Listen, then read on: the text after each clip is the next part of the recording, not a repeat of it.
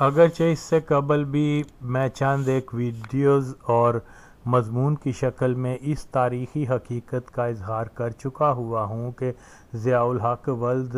محمد اکبر علی، جس کو مرزائی کتب میں کبھی مولوی منشی یا نمبردار اکبر علی لکھا گیا ہوا ہے، یعنی ضیاء ایک پیدائشی مرزائی تھا۔ اس کی بیوی، اولاد، سمندی داماد، بہو سب مرزائی ہیں۔ 1977 سے 1988 تک ایک پیدائشی اور ڈائی ہارڈ قسم کا مرزائی ضیاء پاکستان کا سربراہ رہا اور دنیا کی سب سے فعال خفیہ ایجنسی کہلوانے کا شوق رکھنے والی ISI ضیاء کے بے شمار مرزائی نوازی کے واقعات کے چشمدید گواہ ہونے کے باوجود یہ گمان تک نہ کر سکی کہ کہیں ضیاء خود تو مرزائی نہیں ہے۔ بے شک ضیاء دور کی ISI میں کلیدی افسران خود بھی مرزائی تھے، جو یہ سچ جانتے تھے کہ ضیاء مرزائی ہے، مگر ان افسران کا مقصد اپنی جماعت کے مفاد کا تحفظ تھا، نہ کہ اسلام یا پاکستان کا تحفظ۔ اور یہی صورتحال آج بھی ہمارے سامنے ہے کہ فوج کا سربراہ مرزائی قمر جاوید باجوہ اور اس کا چیلا آصف غفور کھل کر مرزائی جماعت کے مفادات کی خاطر اپنے ہم مذہب زندیق مرزائی وزیر اعظم عمران خان کے ساتھ مل کر پاکستان کو احمدیہ جمہوریہ پاکستان بنانے کے ناپاک مشن پہ تیزی سے گامزن ہیں، اور اس کے باوجود کسی مرد حق کی شہرت رکھنے والے ان صاحبان کے مرزائی ہونے کے پختہ ثبوت پانے کے باوجود عوام کے سامنے ان خبیث مرزائیوں کا نام لینے سے بھی ڈرتے ہیں۔ معاملہ اس قدر حساس نوعیت اور بڑے کاز یعنی نبی صلی اللہ علیہ وسلم کی ناموس کا ہو، اس میں ہلکا سا شک بھی پیدا ہو جائے کہ فلاں شخص مرزائی ہے، تو پھر اس شک کو بنیاد بنا کر ہی چیلنج کیا جانا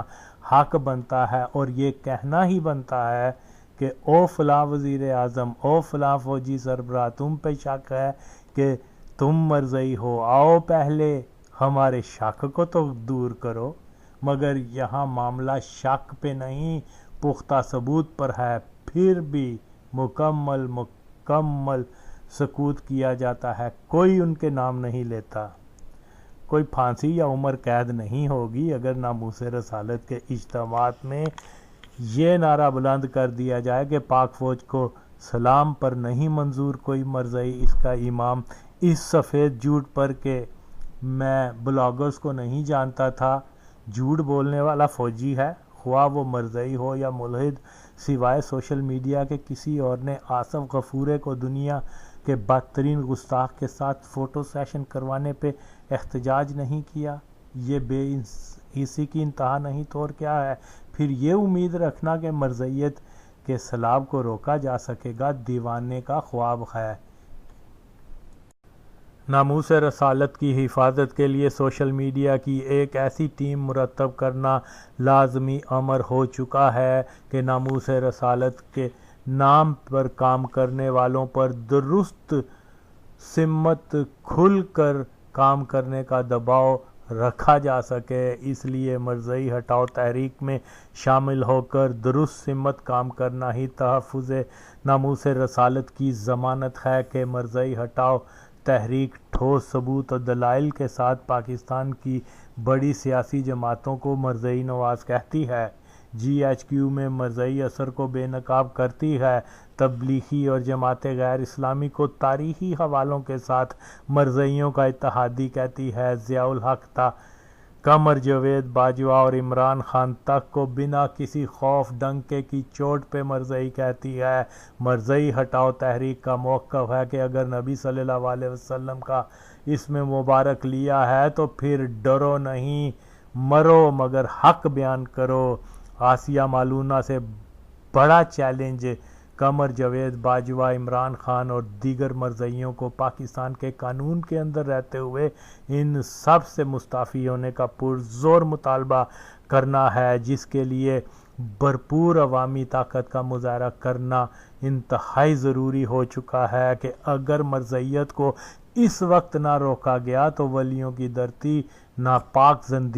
حقوں کے مکمل قبضے میں چلی جائے گی۔ اس لیے مرزئی ہٹاؤ تحریک ہی پاکستان کی تقدیر ہے۔ ہم جانتے ہیں کہ مرزائیوں نے اپنے کرندوں کو پاکستان کی روایتی سنی دیوبندی اہل حدیث اہل تشیع کے مولویوں کے روپ میں لا کر رکھا ہوا ہے، جن کو عوام مسلمان ہی تصور کرتے ہیں، مگر وہ اندر خانی کسی مولوی کا روپ دار اپنی مرزائیت کو چھپا رہے ہوتے ہیں اور مرزائیت کے لیے کام کر رہے ہوتے ہیں۔ جیسا کہ جنید جمشید کی پہچان تبلیغی جماعت سے وابستہ تھی، مگر اس کا سارا خاندان جماعت احمدیہ سے پیوستہ تھا، پھر اس سچائی پہ جنید کے لب رہے ہمیشہ ہی بستہ۔ اس لیے یہ نہ دیکھو کہ سر پہ امامہ ہے یا نہیں، بس یہ جانچو کہ اوپر سے تو تبلیغی ہے، کیا اندر خانی کسی کذاب کا ماننے والا تو نہیں کہ تبلیغی بن بڑے بڑے قادیانی اپنی اصلیت کو چھپانے کا کامیاب تجربہ کرتے رہے ہیں۔ تو بات ہو رہی تھی کہ ضیاء کا دور حکومت مرزئی مفاد کا رکھوالا تھا، تو آج پھر سے اس بات کو دہرا رہا ہوں کہ ستمبر 1974 میں جب مرزائیوں کو کافر قرار دیا گیا تو اس کے فوری بعد مرزائیوں کی طرف سے اس فیصلے کے خلاف لاہور ہائی کورٹ میں اپیل دائر کرنے کی کوشش کی گئی تھی، مگر اس وقت کے وزیر اعظم جناب ذوالفقار علی بھٹو نے یہ اپیل خارج کروا دی تھی۔ لیکن جیسے ہی ضیاء الحق کا دور حکومت آیا تو مرزائیوں کی طرف سے یہی اپیل دوبارہ سے لاہور ہائی کورٹ میں دائر کی گئی، جو منظور ہوئی، اور اس میں ضیاء کا قریبی دوست جسٹس آفتاب حسین جج بنایا گیا، اور اس ممکنہ مرزئی نے بھٹو کے خلاف جھوٹے مقدمہ قتل میں بھی اہم کردار ادا کیا تھا، اور مرزائیوں کی اپیل پر اس خبیث نے قادیانیوں کے حق میں فیصلہ دیا۔ حیرت یہ ہے کہ فیصلے میں لکھا گیا کہ مرزائیوں اور مسلمانوں کے درمیان عقیدے کے معمولی فرق کے علاوہ مرزئی بھی نبی محمد صلی اللہ علیہ وسلم کے مشن پہ یقین رکھتے ہیں۔ لا حول ولا۔ اب اس سے بڑھ کر ضیاء انتظامیہ کا اور کیا فریب ہو سکتا ہے کہ مسلمانوں اور مرزائیوں میں عقیدے کا فرق اسلام کی بنیاد یعنی ختم نبوت پر بنتا ہے، مگر جس کو ضیاء مرزئی کا دوست جج آفتاب حسین بڑی ڈٹائی سے معمولی سا فرق قرار دے رہا ہے۔ مرزائیوں کا وکیل آڈیو میں 1978 کے ہائی کورٹ کے فیصلے کی جو تفصیل اس میں بیان کر رہا ہے، اس کو سن کر صاف معلوم ہو جاتا ہے کہ تکنیکی اعتبار سے مرزائیوں اور مسلمانوں میں کوئی فرق باقی رکھا ہی نہیں گیا تھا، اور مرزائیوں کو وہ تمام حقوق دیے گئے تھے جو وہ اپنے مسلمان ہونے کے لیے چاہتے رہے ہیں۔ اس آڈیو کو سن کر یہ بھی معلوم ہو جاتا ہے کہ مرزئی اپنے آپ کو مسلمان نہیں کہہ سکتے اور نہ ہی اسلامی عبادت کو مرزائیت کے نام سے ادا کر کے اپنا مسلمان ہونا ظاہر کر سکتے ہیں۔ کا قانون 1984 میں ضیاء کا بنایا نہیں تھا، بلکہ 1974 میں ہی یہ قانون بنا دیا گیا تھا، جس کو اوریا مقبول جان جیسا شیطان ضیاء کا کارنامہ قرار دیتا ہے۔ مرزئی وکیل کے کلپ کو سن لیں کہ وہ اقرار کر رہا ہے کہ 1978 تا 1984 کے زمانے میں مرزائیوں کو قانونی طور پر مسلمانوں والی سہولتیں ہی میسر تھیں، اور یہ زمانہ ضیاء ولد الزنا کا زمانہ تھا۔ 1984 کا نام نہاد امتناع قادیانیت قانون بنانے کا اصل ہدف عوام اور فوج کے نچلے طبقے میں پھیلتے اس تاثر کو زائل کرنا تھا کہ ضیاء ایک مرزئی ہے، یہ کہ پاکستان میں مرزائیوں پہ بہت ظلم کیا جا رہا ہے، اور سلام کہنے پر مقدمہ بنا کر دین مقدس اسلام کو جگ ہسائی کے دین کے طور پر متعارف کروانے کا ناپاک منصوبہ تھا۔ بہرحال یہ میری تیسری آڈیو ہے جس میں مرزائیوں کی اپنی زبانی اس سچ کا اظہار دکھایا گیا ہے کہ ضیاء دور میں عدالتی طور پہ مرزائیوں کو مسلمان کا درجہ مل چکا ہوا تھا، حتیٰ کہ ان کے پاسپورٹ کے مذہب کے خانے میں مسلمان لکھا جاتا تھا۔ مرزائی خلیفہ کے پاسپورٹ تک پہ اس کو head of Ahmadiyya movement in Islam, head of Ahmadiyya movement in Islam لکھا جاتا رہا تھا۔ ان زندہ ثبوتوں کے باوجود مرزائی اپنے حواری وہابی دیوبندی جماعت غیر اسلامی اور لبرل ضیاء کو قادیانی دشمن کہتے پھریں تو یہ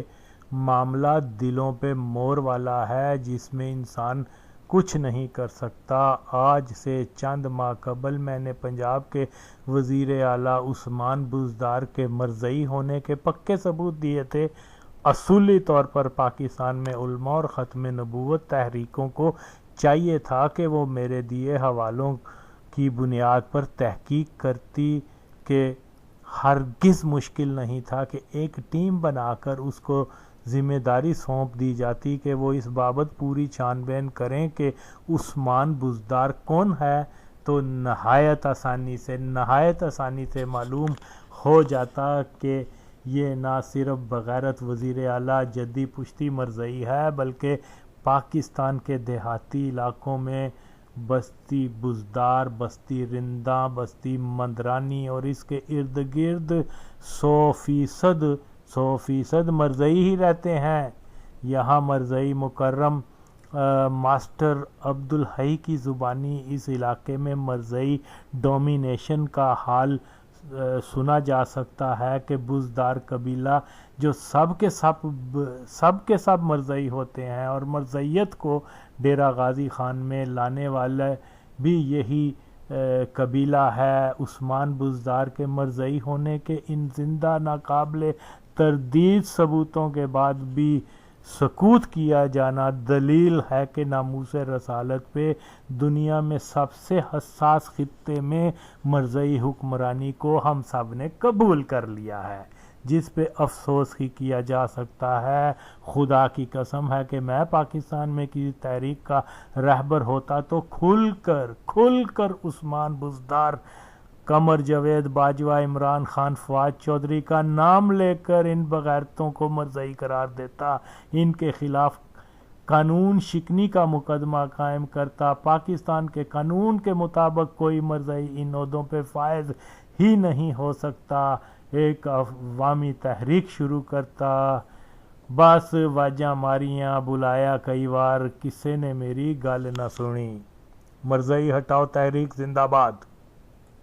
ان کے ایئرپورٹ پہنچے پر ان کے پاسپورٹ ان کے سپرد کر دیے۔ حضور انور کا پاسپورٹ پر بھی مہر لگوائی گئی۔ یہ بات قابل ذکر ہے کہ امیگریشن آفیسر نے حضور کے پاسپورٹ کو بار بار پلٹ کر دیکھا۔ اس پر واضح طور پر head of the Ahmadiyya movement in Islam درج تھا، مگر کچھ دیر بعد مہر لگا کر اسے واپس کر دیا۔ حضور انور رات 1:25 پر ایئرپورٹ پر پہنچے۔ مکرم شاہد احمد راجہ صاحب نے حضور کا استقبال کیا۔ حضور معمول کا لباس، پگڑی اور اچکن زیب تن فرمائے ہوئے تھے۔ حضور VIP لاؤنج میں تشریف لے گئے اور قریباً 25 منٹ بعد KLM کی کار میں سوار ہو کر ہوائی جہاز میں سوار ہو گئے۔ حضور انور، حضرت بیگم صاحبہ فرسٹ کلاس اور لاہور ہائی کورٹ میں پھر بہت سے مقدمات جو مختلف ضلعوں میں اس وقت زیر سماعت تھے وہ لاہور ہائی کورٹ نے ٹرانسفر کر کے اپنے پاس رکھ لیے۔ اور اپنے پاس لاہور ہائی کورٹ میں آپ کو حوالے کی غرض سے بتا دوں کہ اس مقدمے کا عنوان ہے عبد الرحمن مبشر بنام امیر حسین بخاری، اور یہ مقدمہ جو ہے PLD 1978 لاہور صفحہ 113، یہ مقدمہ اس صفحے پر جو ہے عدالت میں رپورٹ ہوا ہے، یہ نظیر کے طور پر محفوظ ہے۔ اس مقدمے میں جو بحث ہوئی اس میں بہت سے قانونی اور شرعی نکات جو تھے وہ زیر بحث آئے، لمبی بحث ہوئی، اللہ تعالیٰ نے توفیق دی، میں بھی اس مقدمے میں پیش ہوا، ہمارے مرحوم بھائی وحید سلیم صاحب اس میں پیش ہوئے، ہمارے مبشر لطیف صاحب اس میں پیش ہوئے، ہمارے مرحوم محترم عزیز احمد صاحب باجوہ اس میں پیش ہوئے، تو بہت سے وکلاء پیش ہوئے، دوسری طرف سے بھی بہت سے وکلاء پیش ہوئے، ایک لمبا مقدمہ چلا۔ اس مقدمے کا جو فیصلہ ہوا وہ بہت سے پہلوؤں سے اس لائق ہے کہ اس کو ہم توجہ سے پڑھیں، کیونکہ اس مقدمے میں جو فیصلہ ہوا اس کے نتیجے میں بعد میں آنے والے جو واقعات ہیں ان کو سمجھنے میں ہمیں مدد مل سکتی ہے۔ اس مقدمے میں یہ جو عبد الرحمن مبشر والا مقدمہ آپ نے ذکر کیا، اس میں ججز کون تھے، کتنے ججز کا بینچ تھا اور کس حساب سے انہوں نے فیصلہ کیا؟ اچھا دیکھیں، یہ آپ نے بڑا اچھا سوال پوچھ لیا، بر وقت پوچھ لیا اس کو۔ یہ جو مقدمہ عبد الرحمن مبشر والا ہے یہ ایک ڈویژن بینچ میں پیش ہوا لاہور ہائی کورٹ میں، اور اس ڈویژن بینچ میں جو جج صاحبان تھے وہ تھے شیخ آفتاب حسین صاحب اور کے ایم صمدانی صاحب۔ اب یہ جو دو ججز ہیں یہ پنجاب ہائی کورٹ میں یہ بڑے مستند اور بڑے پائے کے، ویسے تو سارے ہائی کورٹ کے جج مستند اور پائے کے ہوتے ہیں، لیکن یہ شیخ آفتاب حسین صاحب جو تھے یہ دیوانی مقدمات میں بہت مستند اور بڑے پائے کے جج سمجھے جاتے تھے۔ تو شیخ آفتاب حسین صاحب تھے اور ان کے ساتھ کے ایم صمدانی صاحب تھے، یہ دو جج تھے، یہ ڈویژن بینچ تھے۔ یہ بات اس لحاظ سے اہم ہے، ویسے تو کوئی بھی ڈویژن بینچ ہو، اس لحاظ سے اہم ہے کہ اس میں بہت سے بعض ایسے نکات کا فیصلہ ہوا جو بعد میں شریعت کورٹ میں زیر بحث آئے، اور شریعت کورٹ میں جس وقت یہ معاملہ آرڈیننس 20 کا اٹھایا گیا، جیسا کہ میں بعد میں آپ کو بتاؤں گا،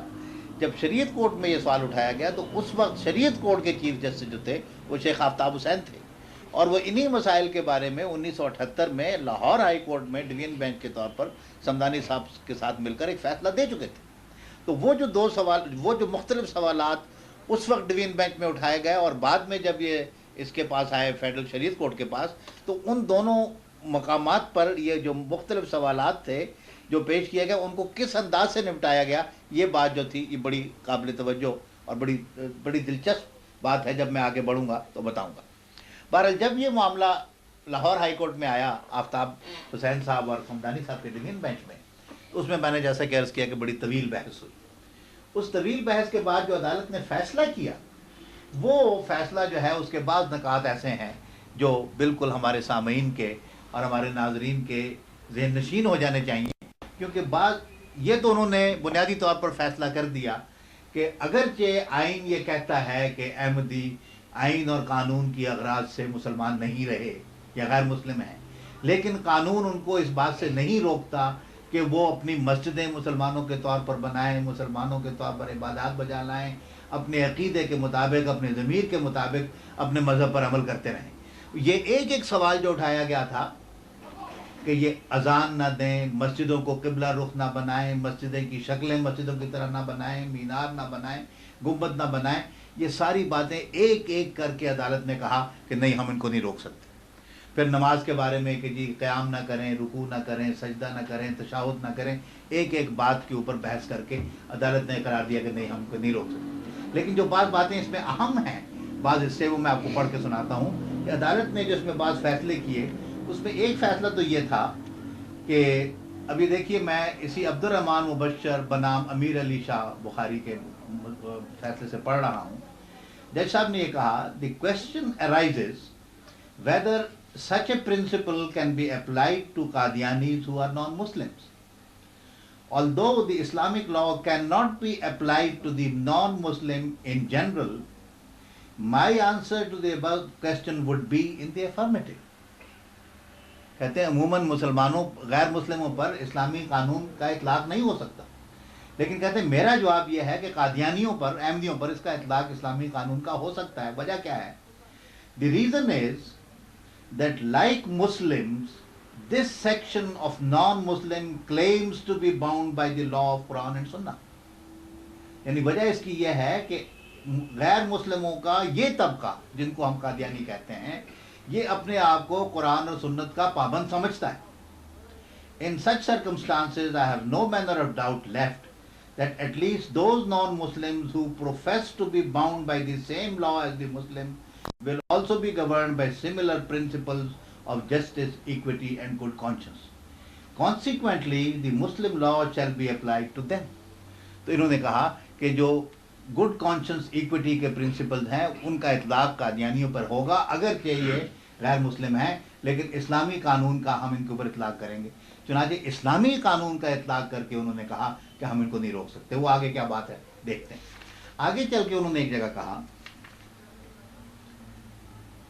بہت سے فیصلوں، بہت سے تاریخ کے حوالے، فقہ کے حوالے، بہت سی کتب کے حوالے ان کے بعد پیش کیے گئے. ان کے بعد کہا it is not difficult to infer from these authorities that Islam leaves non-Muslims free to profess and practice their religion and enjoy complete autonomy in regard to their religious tenets and instructions. If this liberty is guaranteed to the conquered people, there is no reason why worse treatment may be meted to the non-Muslim minorities living in the state. یہ بات انہوں نے کہی. اس کے بعد لمبا فیصلہ انہوں نے کیا اس بنیاد پر کہ مذہبی آزادی جو ہے سب کو ہوتی. اور اس کے بعد انہوں نے مختلف باتیں جو ہیں ان کا فیصلہ کر کے یہ کہا کہ احمدی لوگ کیا ہیں. چنانچہ صفحہ 188 پہ کہتے ہیں except for some other minor differences, the Qadianis do believe in the mission of Prophet Muhammad, peace be upon him, and the Holy Quran and traditions. In this view, they call their places of worship as masjid. They perform prayers in the manner ordained by the adherents of Quran and call their congregation to prayer by shouting azan. The prayer in the plaint that they may be barred from constructing the mosque as facing Kaaba, or by limiting the construction of Muslim, or by imitating the construction of Muslim mosques, or calling azan, or offering their prayer in the manner of Muslims and performing ruku, sujood, tashahud, will amount to interfering with their religion, which Islam, the religion of tolerance, does not allow. On the other hand, Islam leaves the non-Muslim free to profess and practice their religion. Lakum deenukum waliya deen. چنانچہ انہوں نے یہ قرار دے دیا کہ نہ تو ہم ان کو اس بات سے روک سکتے ہیں کہ وہ مسجدیں جو ہیں مسجدوں کی شکل میں بنائیں،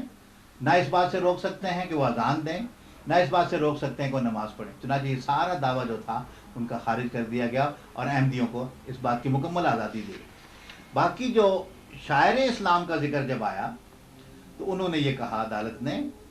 دی learned counsel for the respondents کا مطلب ہے یہ جو مولوی صاحبان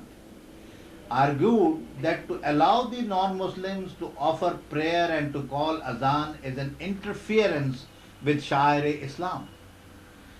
I agree that these are Sha'air,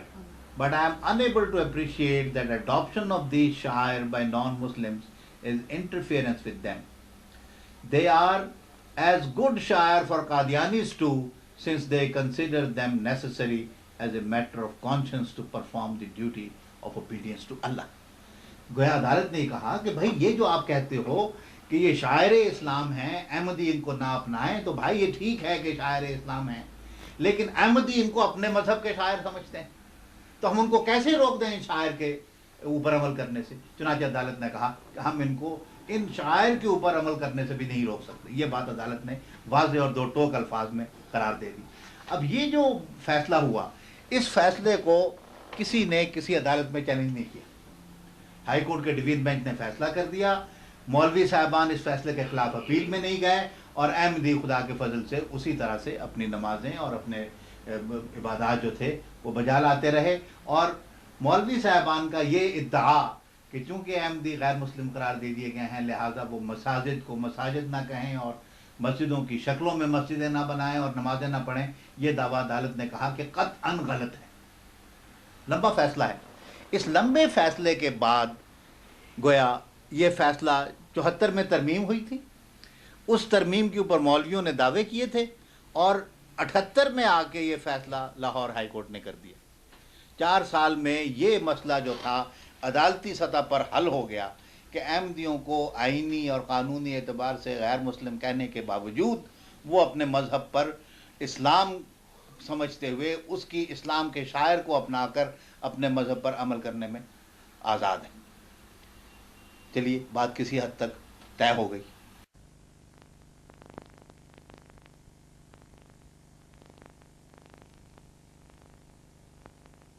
السلام علیکم ورحمۃ اللہ وبرکاتہ. جمال الدین شمس تونسا ضلع ڈیرہ غازی خاتون سجرے پھول دے پروگرام دے نال حاضر ہے. این ویلے مکرم ماسٹر عبدالحی صاحب صدر جماعت احمدیہ بستی مندرانی دے نال حضرت مسیح موعود علیہ الصلوۃ والسلام دے صحابہ دے حالات دے بارے انہوں تعارف کرنے دی خاطر اساں حاضر ہیں۔ میں مکرم عبدالحی صاحب صدر جماعت احمدیہ مندرانی کو درخواست کرینا کہ او ساکوں یہ تعارف کرواویں کہ این علاقے دے وچ احمدیہ دے پیغام کیویں آئے تے کنہ کنہ بزرگاں کو اللہ سے یہ توفیق عطا کیتی ہے کہ وہ قادیان گے تے وائن حضرت مسیح موعود علیہ الصلوۃ والسلام دے حد تے انہاں بیعت کیتی ہے۔ دسو صحیح۔ حضرت مسیح موعود علیہ الصلوۃ والسلام دا پیغام سن 1901 دے وچ سارے ضلع وچ اور این طریقے دے تے تونسے شریف دے علاقے دے وچ پہنچے۔ حضرت مسیح علیہ الصلوۃ والسلام دے صحابی حضرت مولانا ابو الحسن صاحب بزدار جہرے اندر پہاڑ دے رہن والے ہیں، تعلیمی سلسلے دے وچ پہاڑ دے وچ بن کے دے وچ اپنا پنجاب وچ رہندے ہوئے انہیں سن 1900 کو بیعت کیتی ہے اور ان دے بعد بستی رندان آ کے جماعت قائم کیتی نے سن 1901 وچ۔ والوں دے بعد محمد شاہ صاحب اور اپنا مولوی ابو الحسن صاحب سن 1903 دے وچ جماعت قائم تھی ہے بستی مندرانی دی تے سن 1906 دے وچ کوٹ کیسرانی تے بستی بزدار کوٹ کیسرانی دے علاقے وچ اے توسے علاقے چ ترائے بستیاں احمدیت پہلے آئیے مندرانی بستی بزدار دے کوٹ کسرانی ہاں جناب تے پہلے یعنی کہ مندرانی چاہیے مندرانے تے محمد شاہ صاحب جڑے ہن او پہلے پیغام گھن آئے ہن محمد شاہ صاحب مولوی ابو الحسن صاحب سن 1903 کو جہرے ویلے مطلب ہے قادیان شریف وچ محمد شاہ صاحب آئین مسلم مندرانے حضرت صاحب دا پیغام گھن کے اور ان وقت تحریری بیعت 15 بندے دی تھئی ہے جن 15 بندے وچوں 8 آدمی حضرت مسیح علیہ الصلوۃ والسلام دے وقتاً فوقتاً مختلف اوقات وچ بیعت دا شرف دستی بن کے حاصل کیتے نے قادیان شریف وچ۔ تسا فرمائنا کہ محمد شاہ صاحب قادیان چوں آئے ہن اے قادیان دے رہن والے ہن کتھوں دے رہن والے ہن او کیویں آئے ہن؟ محمد شاہ صاحب طالب علمی دے زمانے ویسے رہن والے بستی مندرانی دے طالب علم دے زمانے دے وچ اے پڑھدے پڑھائندے راول پنڈی ونکتن اتھاں حکیم شاہ نواز صاحب دے کولو رہ گئے پھر قادیان لگے گئے قادیان ون کے بیعت کیتے نے اون دے بعد جڑی سارے کولو خط و کتابت محمد شاہ صاحب دی موجود ہے اون دے وچ سن 1903 دا حوالہ ہے حضرت مسیح علیہ الصلوۃ والسلام دا خط بھی ہے جن دے وچ حضور نے اجازت دیتی ہے کہ بھئی تو جا اپنے علاقے وچ بے شک تے کوئی اجازت ہے تو وہ آ کے اتھان تحریری بیعت لکھوا گئے۔ اے قادیان پڑھن کتے گئے ہن یا جماعت دا پیغام ملیا تے او پیغام سنن گئے ہن؟ شاہ نواز صاحب حکیم پنڈی دے وچ انہاں دے کولے رہندے ہن حکمتی سکھدے ہن اون دے علاوہ اون دے متا وچ انہاں دے تے ایک مقدمہ بنایا گیا مسلمانوں کی طرف اور ان مقدمے چ انہیں گرفتار کر دیا گیا۔ ہندوے نے ان شاہ نواز صاحب دی ضمانت کرائی اور شاہ نواز صاحب پیچھے حضرت اپنا محمد شاہ صاحب کو خلیفہ اول صاحب دے خدمت بھیج دیتا بھائی تو تھائیں ون پڑھی صحیح تو تھائیں تو لگا پھر اتھا ون کے انہیں احمدیت قبول کی تھی اور پھر انہیں انتے جماعت نال تعلق اپنے دوستوں نال مندرانی دی بستی تے قائم کیتے اور ان دے بعد یہ صورت دیتے ہیں جماعت قائم تھی ہے بسندرانی دی بستی۔ انہاں کو محمد شاہ صاحب کو شاہ نواز صاحب نے حکمت علم سکھن واسطے حضرت حکیم نور الدین صاحب کو بھیجا جلے اتھا کر کے انہاں جسمانی حکمت دا بھی سکھے تو روحانی بھی انہاں کو مل گئی ہے مل گئے تو یہ صورت دیتے ہیں انہیں جس وقت سن 1903 کو اتھا بیعت تھی ہے مولوی ابو الحسن صاحب اور مولوی ابو الحسن دی سن 1 دی تو پہلے دس چکا مولوی ابو الحسن صاحب جڑے ہن او پہلے بیعت کیتی نے تے ول اے جلے آئین مولوی ابو الحسن صاحب کو نال گئے ول مدرانی وستی چا تے یہ صورت دے انہیں بزرگیں وچ جڑے حضرت صاحب دی زیارت کرن گئے اٹھ آدمی ہیں حافظ فتح محمد صاحب نور محمد خان دے بھائی نور محمد وال حسن محمد مسعود ولد نور محمد ولد حسن یہ سارے ڈاڈا تو ابا ہیں جی ان دے بعد میاں محمد نائی ان کو اللہ تعالیٰ نے 2 دفعہ توفیق دیتی ہے حضرت صاحب دی زیارت کرن دی سن 1904 وچ گئے اور سن 1907 وچ جلسہ سالانہ میں شامل تھی کہ یہ بزرگ تھی ہیں یہ صاحب ہیں بشکن خان جی عثمان خان محمد خان جی حافظ اچھا یہ تو احمدی سے مندرانی دا کہنا تو ذکر بزدار ہیں بھی احمدی ہیں انہاں دا کوئی بزرگاں دا کوئی نام پتا بستی بزدار دے وچ جان محمد عرف جند وڈا مولوی صاحب ہیں او احمدی تھے حضرت مسیح موعود علیہ الصلوۃ والسلام دی انہیں زیارت کی تھی یہ سارے نو پہلے وہ انہاں بیعت کیتی آئی تے نال اللہ باش خان اللہ بھائی صاحب اچھا یہ 2 بزرگ احمدی تھے یہ تو پہلے ٹور دے گیا نے بھی یہ پیدل ٹور کے گئے ہیں غازی گھاٹ تانی اچھا پرو تے ریل وغیرہ دا انتظام آ پیا غازی گھاٹ کول وال بٹالے تے گاڑی ہوتے گئے ہاں پرو تے گاڑی ویندی ہے ٹھیک بس بٹالے نے پرو تے پیدل گئے صحیح ہے تے انہاں دا کوئی واقعہ تواڈے علم وچ ہوے انہاں دا سی ایتھوں ٹورن انہاں دا جڑا سارا سنیا ہوئے وہ ایتھوں ٹورن پہلے گن کالے اچھا کالے ایک شخص احمدیہ میرا یہ کالے کالے کیا ہے کالا ایک بستی ہے اچھا جرا ڈیرہ غازی خان کنے 24 میل شمال ہاں تے تونسے شریف کنے 24 میل جنوب یعنی کہ آدھی وچ تو سے کلو